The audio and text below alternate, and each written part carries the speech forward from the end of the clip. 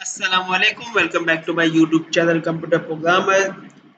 आज की इस वीडियो के अंदर हम कुछ टॉपिक फॉर लूप के हवाले से कुछ इंपॉर्टेंट प्रैक्टिस क्वेश्चंस के बारे में बात करेंगे। तो चलिए शुरू करते हैं। सबसे पहला सवाल हमारे पास है, write a C plus plus और C program to find the sum of all natural number between 1 to n using for loop.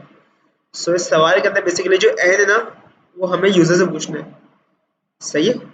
ये एन हम यूजर से पूछेंगे कि आप लेट्स सपोज करो, जिस तरह कि हमें नीचे एग्जांपल दी हुई है कि अगर यूजर ने एन की वैल्यू एंटर की है 10, तो उसका मतलब क्या है कि हमें क्या प्रिंट करना है 1 plus 2 plus 3 plus 4 and so on plus 8 plus 9 plus 10।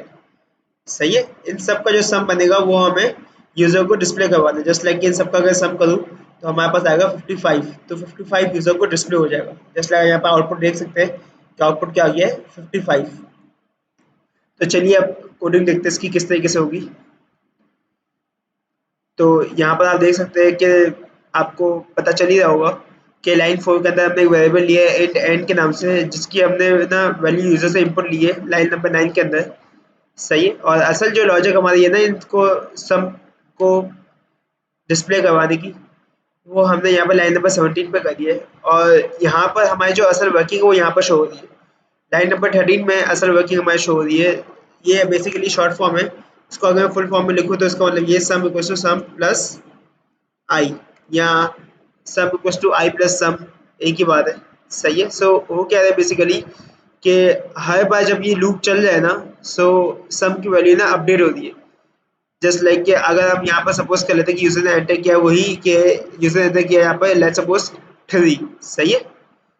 हमें मालूम है कि अगर अब यूजर इनपुट 3 करेगा तो आउटपुट क्या आना चाहिए, यहाँ पर सम आना चाहिए 1 से लेकर 3 तक का, मतलब जो आउटपुट होगा हमारे पास 6।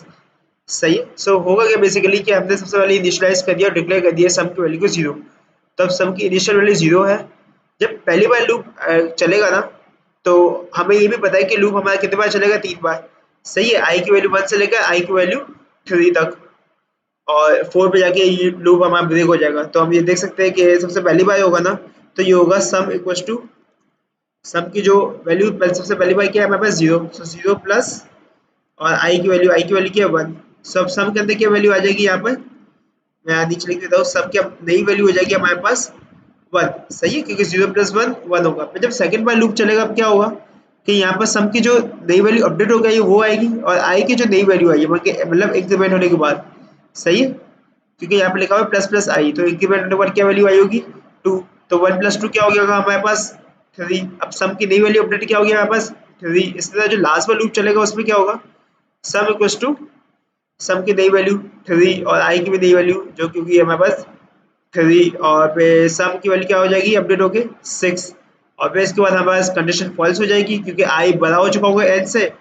फिर हम लाइन नंबर 18 पे आगे होंगे और लाइन नंबर 18 पे सम की क्या वैल्यू आ जाएगी 6। अब मैं इसको आपको चला के भी दिखाया था इस प्रोग्राम को। तो अब मैं यहाँ पर इनपुट कर देता हूँ 6। सही है। नहीं, बल्कि इनपुट होगा मैं एन की वैल्यू क्या होगी 3, तो हमारे पास आउटपुट क्या आ चाहिए 6। अब देखिए हमारे पास क्या है, sum of natural number from 1 to 3 is 6, जो कि आंसर सही भी आ रहा है। अब देखते हैं सी प्लस प्लस लैंग्वेज में इसका कोड। यहाँ पे भी आपने बिल्कुल सही वैसे ही किया हुआ है। जस्ट आपको पता है कि printf की जगह यहाँ पर सी आउट यूज होता है और scanf की जगह सी इन यूज होता है। बाकी लॉजिक बिल्कुल सेम ही है। आई होप कि इस कोड को समझाने की जरूरत तो है नहीं। आपको ये भी पता चल गया कि ये फॉर लूप के अंदर किस तरीके से प्रोसेस हो रहा है पूरा, और डिस्प्ले आउटपुट किस तरीके से हो रहा है वो भी पता चल गया होगा।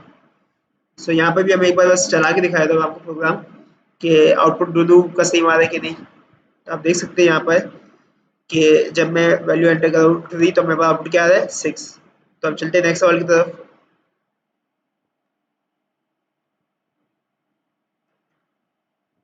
तो नेक्स्ट क्वेश्चन मेरे पास है, write a C plus plus program to find power of number using for loop. Basically हमें यहाँ पे क्या करना है कि फॉर लूप को यूज करते हुए किसी नंबर की पावर मालूम करनी है। जस्ट लाइक कि अगर हम यहाँ पे देख सकते हैं कि हमने यूजर से बेस और एक्सपोनेंट लिया है। बेस और एक्सपोनेंट लेने का मतलब क्या है कि यूजर ने बेस के पहले 2, तो 2 की पावर 5। तो 2 की पावर 5 का मतलब क्या है कि 2 multiply by 2 multiply by 2 multiply by 2 multiply by 2। इन सबको कैलकुलेट करके हमारा आंसर क्या आता है 32। अगर लेट्स सपोज करो यूजर ने एंटर किया है यहाँ पर 3 की पावर और एक्सपोनेंट में लेके 2, सो क्या हो जाएगा इसका मतलब 3 मल्टीप्लाई बाय 3, यहाँ से क्या आना चाहिए हमारे पास 9। सही है, तो अब चलते हैं इसका कोड देखते हैं किस तरीके से होगा। सो अब हमने क्या किया, सबसे पहले हमने बेस एक्सपोनेंट और रिजल्ट एक हमने वेरिएबल बना के डिक्लेयर कर दिया और उसको इनिशियलाइज कर दिया रिजल्ट को 1 से। सही है, फिर इसके बाद हमने यूजर से बेस और एक्सपोनेंट की वैल्यू पूछ ली और जो असल लॉजिक है हमारी वो यहाँ पर लग रही है। सही, मैं इसको फुल फॉर्म लिख देता हूँ। सो यहाँ पर बेसिकली हो क्या रहा है कि रिजल्ट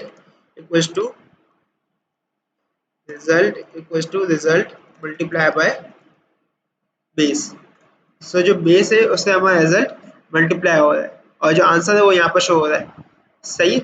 सो हमने बेसिकली यहाँ पर करा क्या है कि हमने सबसे पहले है ना यूजर लेट्स सपोज करते हैं कि यूजर ने बेस एंटर किया हमारे यहाँ पर 3।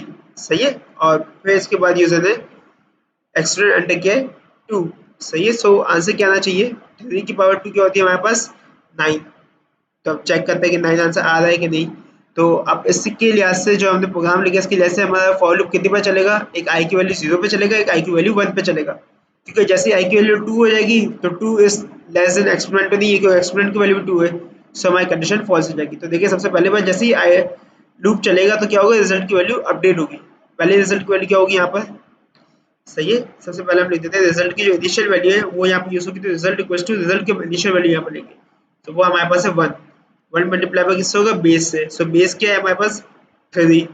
तो अब रिजल्ट की नई वैल्यू क्या हो जाएगी हमारे पास 3। सही है। अब सेकंड टाइम में क्या होगा कि जैसे ही फॉर लूप चलेगा तो सेकंड टाइम पे आई की वैल्यू क्या हो जाएगी 1। अब क्या हो जाएगी, result equal to result multiply base. Result की नई वैल्यू क्या है 3 और बेस की वैल्यू क्या है, बेस भी हमारे पास 3 है, तो रिजल्ट की नई वैल्यू क्या आ जाएगी हमारे पास 9। और जब थर्ड टाइम फॉर लूप जैसे ही कंडीशन चेक होगी कंडीशन फॉल्स हो जाएगी हमारे पास क्योंकि आई की वैल्यू 2 हो चुकी होगी। तो अब क्या हो गया यहाँ पर आके रिजल्ट हमारे पास 9 शो हो गया। अच्छा, एक और चीज़ जो आपको ये 0.2 LF दिखना है 0.2 LF, तो इसका मतलब ये बेसिकली कि जैसे अगर जो आंसर हमने लेट्स सपोज को कि डेसिमल में फ्लोट पे कोई वैल्यू ले ली है ना तो वो बेसिकली सिर्फ 0.2 डेसिमल तक दिखाए। सही है, जस्ट लाइक कि अगर लेट्स सपोज करते हैं हमारा आंसर आया था 3.1452, तो अब इसकी वजह से हमारा आंसर क्या हो जाएगा 3.14 हमें शो होगा सर। सही है, और कुछ नहीं है ये, अगर आप यूज नहीं करना चाहे तो कोई मसला नहीं है इसको। बाकी जो एल एफ है ये बेसिकली यूज होता है लॉन्ग फ्लोट के लिए कि अगर कोई वैल्यू हमारे पास फ्लोट में मतलब डेसिमल में और वो लॉन्ग वैल्यू है जस्ट लाइक के 8-9 डिजिट्स उस वैल्यू की, तो इसके लिए हम एल एफ यूज करते हैं, वरना यहाँ पर सिंपल परसेंटेज एफ भी यूज कर सकते हैं। तो हम इसको चला के देख लेते हैं कि जस्ट लाइक कि मैं यहाँ पर कुछ और बेस लेता हूँ जो डेसिमल में हो, तो मैं ले लिया यहाँ पर 3.5। 3.5 को मैं चेक करना चाह रहा हूँ स्क्वायर। सो 3.5 का स्क्वायर देखिए आप हमारे पास क्या है 3.5 raise to the power 2.00 is 12.25। So इससे दिखा है मुझे सिर्फ 2 डेसिमल डिजिट्स तक आफ्टर। सही है, तो दिस इज 0.25 हमारे पास आया। तो इसी प्रोग्राम को मैं सी प्लस प्लस लैंग्वेज में दिखाया था, तो बिल्कुल सही वैसा ही है, कोई चेंजेस नहीं है। बस आपको पता है कि प्रिंटफ की जगह सी आउट यूज हो जाता है, स्कैनफ की जगह सी इन यूज हो जाता है और बाकी सब कुछ सेम ही है।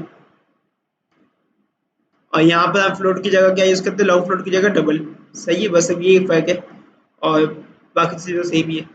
तो चलिए मैं यहाँ पर भी चला के दिखाया था कि अगर हम यहाँ पर ले लेते हैं 3.5 और 2, सो देखिए हमारे पास आ गया 12.25। अब चलते हैं क्वेश्चन नंबर 3 की तरफ।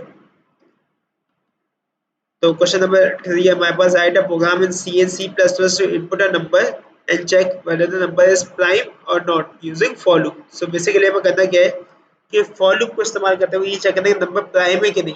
अब प्राइम नंबर कौन से होते हैं, जो अपने टेबल के अलावा किसी टेबल में नहीं आते हैं। जस्ट लाइक अगर मैं 17 की बात करूँ तो 17 ना 2 के टेबल में आता है, ना 3 के टेबल में, ना 14 या 15 किसी भी टेबल में नहीं आता, सिवाय 1 के और अपने टेबल में आता है। और अगर मैं यहाँ पर 6 की बात करूँ तो 6 हमारे पास 2 के टेबल में आता है, 2 3 या 6 होता है। इसके अलावा 3 के भी टेबल में आता है, 3 2 या 6 होता है, तो ये प्राइम नहीं है।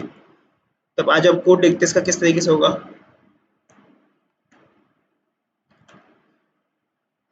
तो यहाँ पर मैंने 3 बेसिकली वेरिएबल्स को डिक्लेयर कर दिया है। सही है, और यहाँ पर मैंने इस प्राइम की वैल्यू ले ली 1। सही है, अब मैंने क्या किया यूजर से ना नंबर लिया। अब यूजर ने यहाँ पर कोई भी नंबर डाला होगा ना, इसको अब मैं ना यहाँ पर है ना असल काम मेरा यहाँ पर हो रहा है फॉर लूप के अंदर।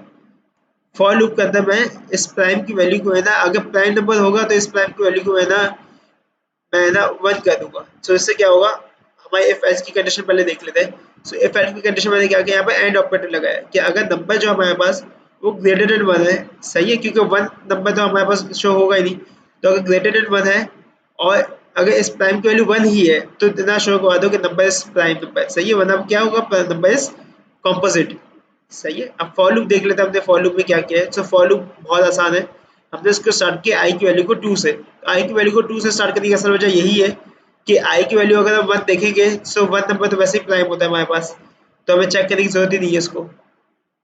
जस्ट लाइक मैंने यहाँ पर कमिट करके दिखा दिया कि अगर यहाँ पर ना 1 नंबर अगर हम यूज करेंगे, सो वैसे ही प्राइम होता है वो। अब हमने क्या किया, आई की वैल्यू 2 से स्टार्ट किया और आई की वैल्यू हमने कब तक चलाई है, जब तक कि नंबर के हाफ तक ना हो जाए, सही है। जस्ट लाइक के अगर हमने 6 एंटर किया यहाँ पर नम की वैल्यू, तो ये कब तक चलेगा हमारा लूप, 2 पे चलेगा, 3 पे चलेगा, दैट्स इट, बस 2 और 3 पे हमारे पास ये लूप चलेगा, सही है। क्योंकि हमारा लूप कब चलना चाहिए, अगर मैं इस कंडीशन को यहाँ पर थोड़ा सा और अच्छा करके लिखूँ तो हमारे कब चलेगा, I is less than equal to num की वैल्यू क्या है 6, तो 6 डिवाइड बाय 2 3, सो आई की वैल्यू जब तक 3 होगी तब तक चलेगा, सही है। सो अब हुआ कि हमने यहाँ पे क्या किया कि हमने if num mod i equals to 0, so basically mod जो है ना वो हमारे पास यूज होता है रिमाइंडर को शो करने के लिए। मैं यहाँ पे लिख देता हूँ, मॉड यूज होता है हमारे पास रिमाइंडर को शो करने के लिए, सही है। अब होता क्या है कि अगर नम मॉड आई कर रहा हो ना और अगर रिमाइंडर हमारे पास 0 है, इसका मतलब ये कि नम पे जो नंबर है वो हमारे पास डिविजिबल बाय है आई से, सही है। जस्ट लाइक कि अगर हमारे पास नंबर क्या था 6, तो 6 अगर डिविजिबल बाय आई से होगा, मतलब 6 डिवाइड बाय 2 करोगे तो कोई रिमाइंडर नहीं बचेगा हमारे पास, सही है। ये डिविजिबल बाय पूरा है, सही है। तो हमने क्या किया कि अगर पूरा डिविजिबल बाय है ना तो इस प्राइम की वैल्यू को 0 कर दो और लूप को ब्रेक कर दो, वरना क्या करो, बाय बाय चेक करते रहो अलग अलग नंबर के साथ। अब लेट्स सपोज करो यहाँ पर मैं ले लेता हूँ, यहाँ पर हमारे पास नंबर लेता हूँ मैं 7, सही। सो लूप हमारे पास कितने बार चलेगा, 3 बार ही चलेगा, सही है, क्योंकि यहाँ पर हमारे पास इंटीजर वैल्यू है। तो 2 पे चलेगा, 3 पे चलेगा, अब 2 पे चेक होगा, सो हमारा क्या होगा सबसे पहले कि नंबर क्या है हमारे पास 7, सो 7 डिवाइडेड बाय हम करेंगे 2 से, सो हमारे पास रिमाइंडर बचता है, रिमाइंडर 0 नहीं आता पूरा, सही है। सो हम लोग इफ की कंडीशन से बाहर आ गए, इफ की कंडीशन हमारे पास सेटिस्फाइड नहीं हुई, फिर दूसरी बार लूप चलेगा। अब दूसरी बार लूप चलेगा तो हमारे पास नम क्या होगा 7 होगा, लेकिन आई की वैल्यू इंक्रीमेंट होगी क्या हो जाएगी 3, अब 3 पे चेक करेंगे, सो जाहिर सी बात है 3 से भी डिविजिबल बाय नहीं है 7, सो वापस से बाहर आ जाएगी। अब आगे की वैल्यू पे हम चेक नहीं करेंगे, सही। 4 5 6 हम डिवाइड करके चेक नहीं करेंगे, क्योंकि उसमें चेक करना फजूल है, टाइम ज़ाया है। वैसे आप करना चाहे तो वैसे कर सकते हैं, लेकिन चेक करना हमारे लिए बिल्कुल एडवांटेज नहीं है, सही है। तो फिर यहाँ पर आके हमने इफ एल्स की कंडीशन लगा दी, जस्ट जो कि मैं आपको समझा चुका हूँ। अब यहाँ पर प्रोग्राम को चला के चेक भी कर लेता हूँ कि जस्ट लाइक मैं यहाँ पर 7 डाल रहा हूँ तो हमारे पास क्या है, 7 इज अ प्राइम नंबर। और एक और बार मैं यहाँ पर डाल देता हूँ 12, तो 12 क्या आ रहा है हमारे पास, 12 इज अ कॉम्पोजिट नंबर। अब यही प्रोग्राम को सी प्लस लैंग्वेज देख लेते हैं। तो बिल्कुल सिमिलर वैसी तरीके से किया हमने कि इस प्राइम की वैल्यू को 1 ले लिया है और इसके बाद वही बिल्कुल हमने सिमिलर लॉजिक लगाई है यहाँ पर, कुछ चीज़ अलग नहीं है। मैं जस्ट आपको ये चला के दिखा देता हूँ कि यहाँ पर अगर हम 12 लेते हैं तो क्या आउटपुट आ रहा है। सो देखिए 12 इज अ कॉम्पोजिट नंबर। अब चलते हैं नेक्स्ट सवाल की तरफ।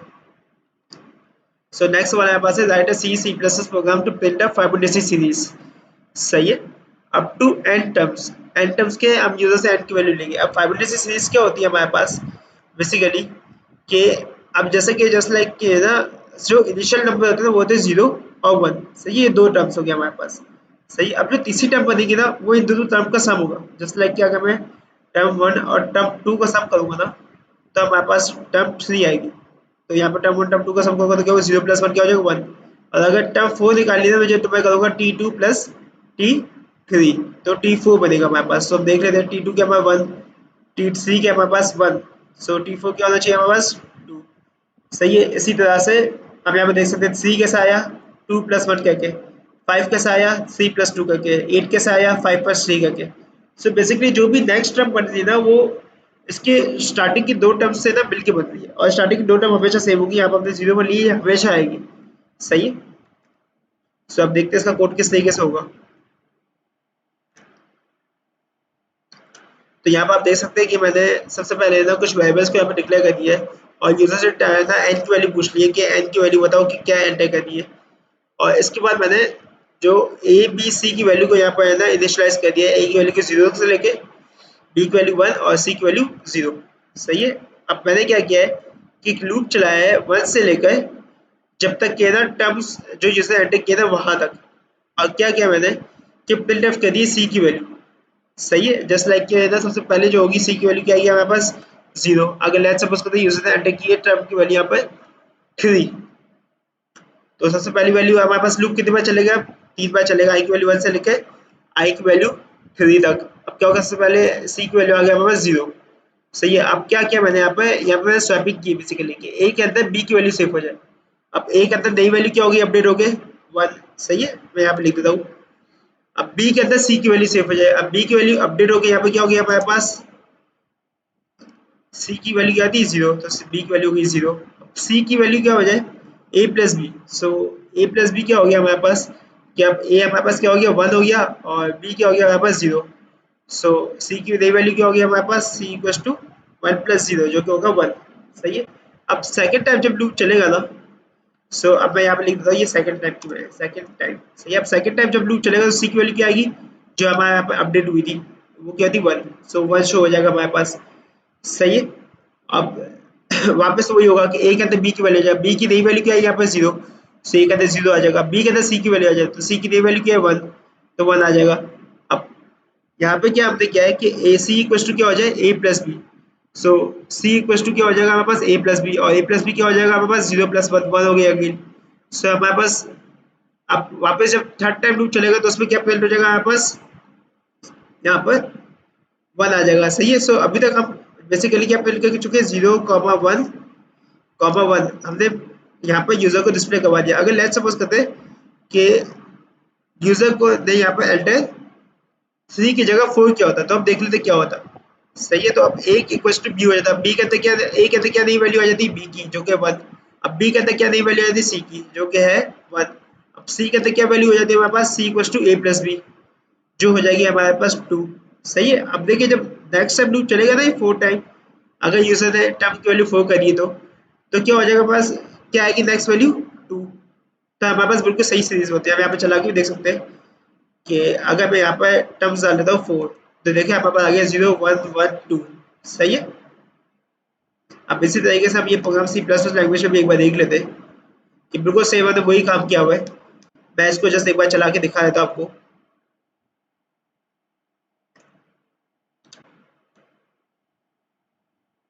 सो यहाँ पर हम डाल देता हूँ 4 तो देखिए हमारे पास पूरा आंसर वही आ गया जिससे कि ऊपर आया था।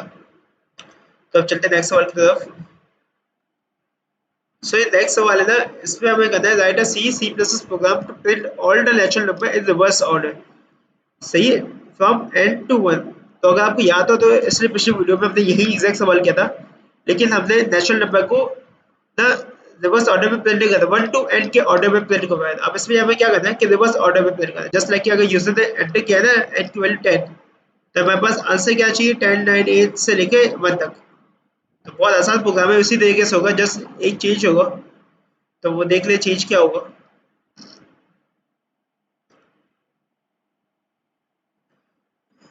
इसमें मेरे पास मैंने सी प्लस प्लस लैंग्वेज से भी एक प्रोग्राम अवेलेबल है हमारे पास।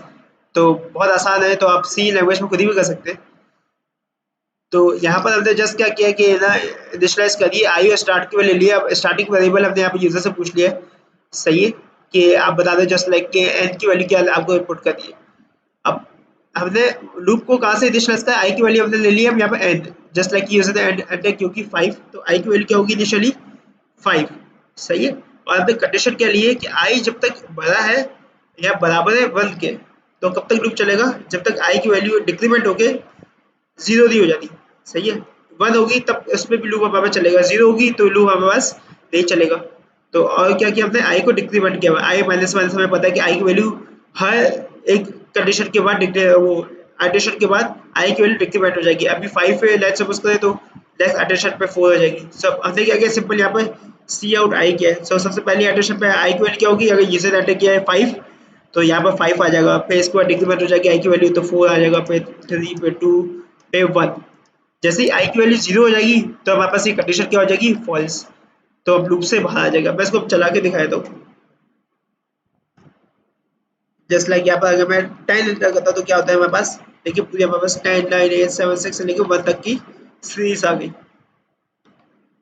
सो आई होप कि आपको ये सारे सवाल समझ में आए होंगे।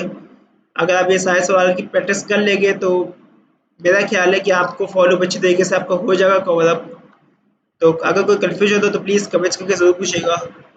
अगर वीडियो अच्छी लगे तो प्लीज़ लाइक करें, चैनल को सब्सक्राइब करें। मिलते हैं नेक्स्ट वीडियो में, तब तक के लिए अल्लाह हाफिज़।